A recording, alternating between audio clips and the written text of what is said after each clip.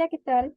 Mi nombre es Jessica Panchi, estudiante de la carrera de Contabilidad del tercer semestre del Instituto Superior Universitario Sucre. El día de hoy voy a realizar una explicación acerca de lo que son los mercados de capitales. Por lo tanto, comencemos. ¿Qué es mercado de capitales? Este es un mercado que reúne agentes para financiar sus inversiones. En este caso vamos a encontrar lo que sería demandante del capital y también agentes que invierten, o sea, los que serían en este caso los oferentes de capital. Esto se realiza lo que vendría siendo a mediados y largos plazos. Esto por lo general se suele realizar de lo que sería de 18 meses para adelante, ya que lo que se trata de ganar sería en los intereses que genera invertir en un mercado de capitales. También se dice que es uno de los mercados que son más rentables. Por lo tanto, el funcionamiento del mercado de capital es el mercado en el que se va a pedir prestado y se presta. Y esto afecta de manera muy importante, de modo que en el presente capítulo se va a ir desarrollando lo que serían los diferentes temas sobre el funcionamiento de dicho mercado. El primer tema que se pudo observar en el capítulo es el siguiente: la asignación óptima de recursos en el tiempo. Por lo tanto, ¿qué vamos a hacer? Vamos a suponer que el tiempo se va a dividir en lo que sería intervalos de igual duración y también vamos a conocer lo que sería la renta anual del consumidor y que se destina su renta de la forma más óptima entre los diferentes bienes que se decida adquirir. Es decir, que el consumidor al obtener su renta va a realizar compras de bienes o va a invertir sus bienes en cosas en cosas que le den más renta en el siguiente periodo. Pero en este proceso, el consumidor debe de tomar lo que sería una decisión más. ¿En qué consiste esa decisión en la que debe tomar? Es sobre si debe de prestar parte de su renta o tomar un préstamo. En este caso, de que se decida prestar parte de su renta, ¿qué va a suceder? Va a suceder que su consumo de presente se va a reducir, pero va a aumentar lo que vendría siendo su consumo del futuro, ya que como lo había mencionado, por intereses va a obtener en su futuro, al momento de pedir, va a obtener más ingresos. Y a la inversa, en cambio, que se pide prestado, es decir, en este momento va a tener capital, en el presente va a tener más de lo que tiene, pero en un futuro, obviamente, al tener que pagar, va a tener menos. Por lo tanto, se realiza las siguientes hipótesis es acerca de la asignación óptima de consumo en el tiempo. La primera es que en cada periodo de tiempo los precios ya van a estar establecidos y el consumidor hasta su renta va a estar establecida de manera óptima. Por lo tanto, en el análisis se hará en la elección de los valores de las cantidades que serían el gasto total que se va a consumir, que el consumidor ocupa en cada diferente periodo, y no se va a dar lo que sería, y no se le da la elección de los bienes o servicios particularmente que ya consumió, que ya son consumidos. En la segunda hipótesis se va a considerar los dos periodos, que sería de tiempo, el periodo presente, y vamos a utilizar lo que sería también el periodo futuro. Por lo tanto, esto se va a expresar el gasto total con consumo en los dos periodos respectivamente. Y la última hipótesis que se plantea es que el consumidor se encuentra en el mercado de capitales que son competitivos, en el cual por pedir un préstamo se cobra un tipo de mercados, como lo había mencionado anteriormente, o en el cual se cobra o bien se paga un precio por el dinero prestado.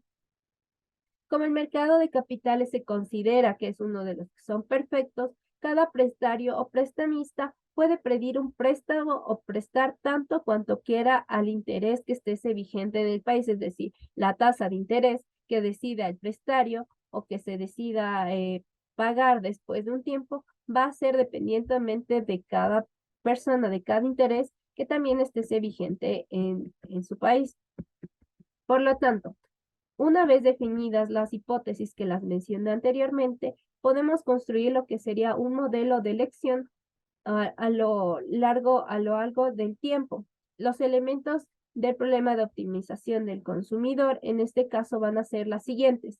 Vamos a tener las variables de elección, que sería en este caso el presente y el futuro, también el orden de preferencias del consumidor sobre las combinaciones que puede realizar del futuro y del presente, y el conjunto asequible, que es el consumidor cuando está dotado inicialmente de flujo intemporal de la renta. El siguiente tema que se vio en lo que son mercados de capitales es la decisión de inversión óptima.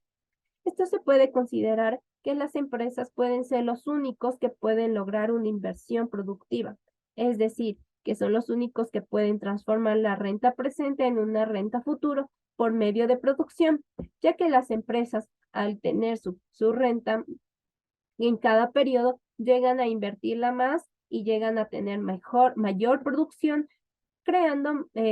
produciendo mayores bienes que les van a traer una mayor renta. Por ello, es vital importancia las decisiones que toma obviamente el dueño de la empresa, ya que de esto se determina el flujo de la caja que recibe la empresa en cada periodo. Sin embargo, también hay que tener en cuenta que el dueño de la empresa también tiene acceso a lo que sería el mercado de capitales. ¿Esto qué nos quiere decir? Que también puede pedir prestado o prestar, de modo que lo que genere la empresa no tiene que ser igual al consumo que lo va a realizar. Por lo tanto, si la empresa lo único que recibe es la única renta del propietario, debe de solucionar tanto un problema como sería de decisión de la inversión, como en otra producción para determinar los ingresos de su empresa. Y tendrá otro problema que sería con la decisión del consumo, ya que se determinará como sus gastos en consumos diferentes de la renta que obtiene la empresa. Por lo tanto, se efectuarán las mismas hipótesis en dos periodos de mercados capitales perfectos. Como se realiza en el caso del consumidor, también se supondrá que el propietario de la empresa tiene una orden de preferencias por lo que sería el flujo intertemporal. El consumo futuro y el presente pueden representarse por las curvas de las indiferencias de forma habitual. El único elemento nuevo que se le puede adquirir a esta sería el análisis, el análisis en el conjunto asequible, que depende esto de las posibilidades tecnológicas de producción e inversión. ¿Esto qué nos quiere decir? Que a veces cuando una empresa llega a adquirir lo que sería más tecnología, puede llegar a producir más productos con mayor rapidez, evitando muchos desperdicios de materia prima, y así podría aumentar el flujo de la caja, obteniendo mayores ingresos. O también podría el dueño de la empresa realizar una inversión y no solo concentrarse en la producción, ya que realizando la inversión puede llegar a obtener también, como por cobro de intereses o por ganancias, puede llegar a tener mayor cantidad en el flujo de caja. La siguiente parte del capítulo es las posibilidades de producción e inversión. El flujo de caja o dividendos que recibe el propietario de la empresa en cada periodo, este es igual a los ingresos de la empresa menos sus gastos. Si el trabajo es el único factor de producción que a veces varía como gasto en cada periodo, este será la suma de las cantidades que se pagan en concepto de salarios y de los gastos en compras y para que se utilizan para volver a invertir, porque obviamente se gasta, se compra, se produce, se vende y asimismo el dinero en una empresa se vuelve a invertir para volver a obtener mayor renta. Por lo tanto, para obtener el valor verdadero de los ingresos, hay que restar los gastos que se produjo la empresa, como sería el pago de de los sueldos y de la compra de materia prima, que permiten elaborar los bienes y servicios de la empresa. ¿Esto qué nos quiere decir? Que para aumentar mayor producción en una empresa depende de los factores de producción de trabajo y del capital que se realiza en cada periodo. Por lo tanto, cuando tengamos cualquiera de las variables, es decir, mayor capital o mayor producción de trabajo, mayor será su costo de oportunidad. Mientras más se produzca, más costo de oportunidad va a tener la empresa. En el siguiente gráfico representa las combinaciones asequibles de flujo de caja que el propietario de la empresa puede recibir, lo que sería modificar su decisión de inversión, es decir, modificando cada uno y moviéndose a lo largo de la curva, que sería, la curva representa hasta dónde puede llegar la empresa, llegar a tener una estabilidad. Si en caso se sale fuera de la curva, llegaría a tener una inestabilidad. Por lo tanto, a lo largo de que se mueve la curva se supone que es el flujo intertemporal de caja que generaría la empresa si no invierte ni desinvierte, de modo que K va a ser igual a K0 y I también obviamente va a tener un valor de 0. En cambio, si nosotros aumentamos K1, pongamos por caso hasta K1 invirtiendo, I va a tener lo que sería, va a ser igual a PK, que va a multiplicar a K1 menos K0. El flujo de la caja de primer periodo se reduce a D0 va a ser igual a D0, este va a ser menos 1. Y el flujo de la caja del siguiente periodo va a aumentar hasta D1. ¿Esto qué nos quiere decir? Como lo había mencionado, si se obtiene mayores ganancias, si invierte más en un capital en un periodo, sus ganancias en ese periodo van a tener un aumento, pero en el siguiente, al momento como ya pidió prestado dinero, obviamente va a reducir un poco más. El siguiente tema que se pudo ver es las posibilidades de prestar o pedir prestado. Como se mencionó anteriormente, el propietario de la empresa tiene acceso a un mercado de capitales en el cual puede prestar o puede pedir prestado a un tipo de interés, de modo que su flujo intemporal de gasto de consumo puede diferir del flujo intertemporal de caja que recibe la empresa. Es decir, si se aumentan los gastos, esto va obviamente a afectar al flujo de lo que sería de la caja. Pero por lo tanto, se pone tres tipos de soluciones al problema de la empresa de elegir un consumo intertemporal óptimo. Una que implica el tomar prestado, otra que implica prestar o una tercera que no implica ni lo uno ni lo otro. Sin embargo, el punto más importante es que cada caso, la solución a la decisión óptima de inversión es la misma y es independiente de los patrones de preferencias, que son aquellos que determinan lo que vendrían siendo la solución a la decisión de consumo. De modo que existe una separación entre las decisiones de consumo y de inversión debido a la existencia de un mercado de capitales perfectos. La decisión de inversión solo necesita información de lo que serían las oportunidades de inversión que tiene y el tipo de interés que existe en el mercado, ya que se puede realizar una inversión cuando el interés sea más alto, ya que se va a poder recibir más ganancias. En cambio de que no se sepa el tipo de interés y se invierte una tasa muy baja, pues no va a tener mucha ganancia. Igualmente, al momento de pedir prestado, es importante tener en cuenta el tipo de interés, ya que cuando haya más interés, se va a tener obviamente que pagar más dinero, pero si pedimos un préstamo en menos interés, pues obviamente no va a salir mucho el exceso de pagar el préstamo. El siguiente tema que se vio son las empresas organizadas como sociedades anónimas. A ver, en primera voy a realizar lo que sería una breve definición sobre lo que es una sociedad anónima. Una sociedad anónima es una sociedad mercantil, obviamente que también produce como una empresa normal, donde los socios aquí adquieren una responsabilidad limitada al capital en los que han aportado. Anteriormente nos referíamos en cómo un dueño de la empresa era aquel que se encargaba de las decisiones sobre el flujo de la caja, por lo tanto también de lo que era de la decisión de inversión, también se encargaba de cuánto se produce, cuánto se invierte, cuánto se vende, cuántos gastos son. En este caso solo era una sola persona, era independientemente a las preferencias. Ahora, ¿qué sucede en una sociedad anónima?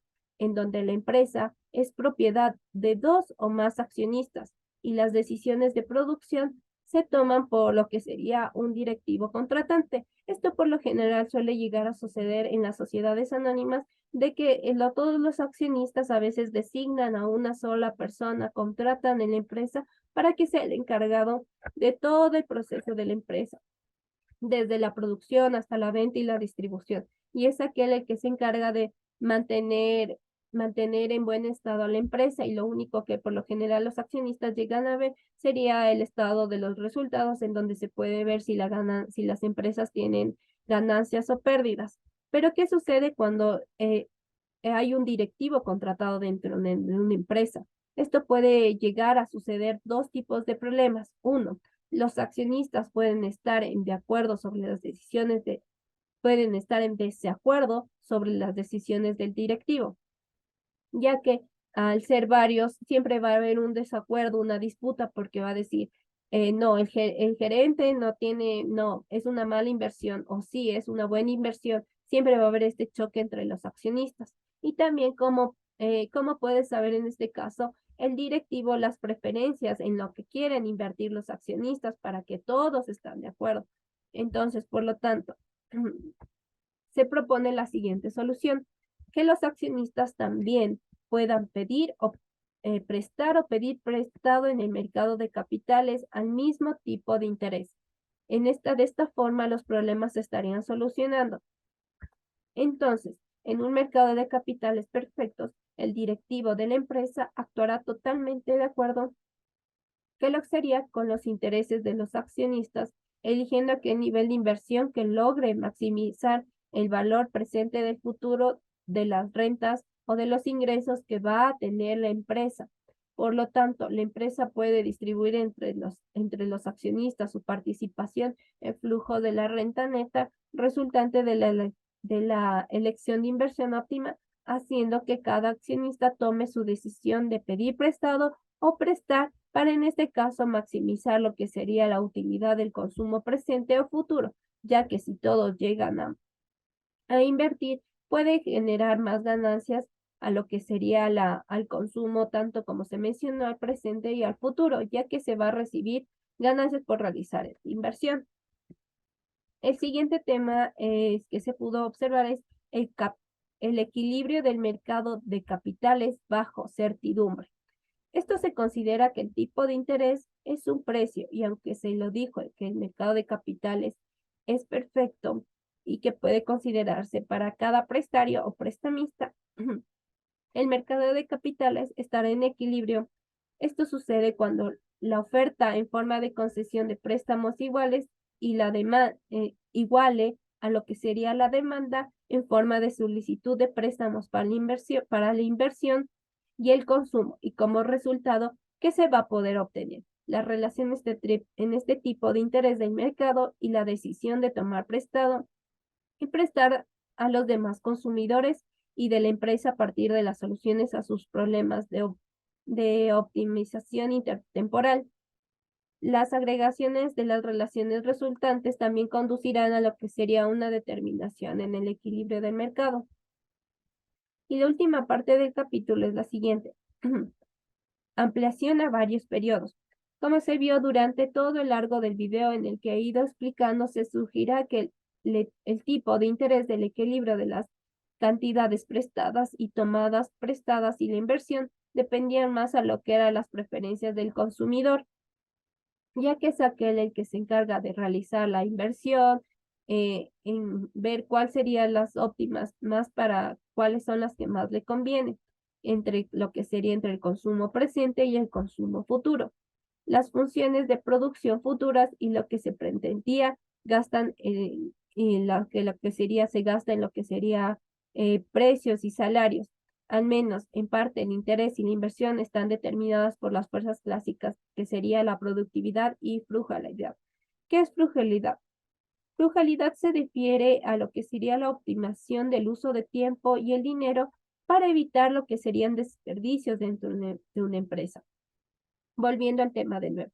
Sin embargo, también hay que tener en cuenta que los precios futuros y las tecnologías también van desempeñando un papel importante, ya que de estos depende que la empresa llegue a lo que sería a un mejor desempeño. Y uno de los problemas de optimización del consumidor es como la elección de los valores de los bienes que maximizan sujetos a la restricción de riquezas, con tal de que el consumidor conozca lo que serían los precios y el tipo con tal de que el consumidor conozca en este caso los precios y los tipos de intereses. Este problema formalmente no es diferente al problema de elecciones de consumo en el único periodo de tiempo, de modo que si caracterizamos un bien no solo por sus características físicas, sino también por lo que sería la fecha en la que se va a consumir, el análisis anterior del consumidor es aplicable directamente, en este caso, el equilibrio del consumidor, determina no solo lo que sería un patrón de consumo, sino también un patrón de lo que se presta y se toma prestado en el tiempo. Por lo tanto, hay que tener en cuenta que cuando se hace una compra de un bien, este también llega a tener una depreciación y sobre todo cuando hablamos más de tecnología, hay productos, hay electrodomésticos que con el tiempo llegan a ser obsoletos y por lo tanto, como también lo había mencionado, comienzan a depreciarse.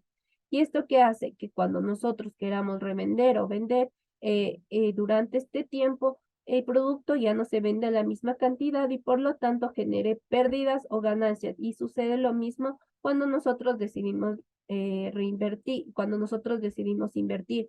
A veces incluso las tasas de intereses aumentan o también pueden llegar a bajar, haciendo que la utilidad al final de los bonos o de los bienes adquiridos lleguen a perder su utilidad que estaba planteada al principio. Bueno, eso sería todo. Gracias.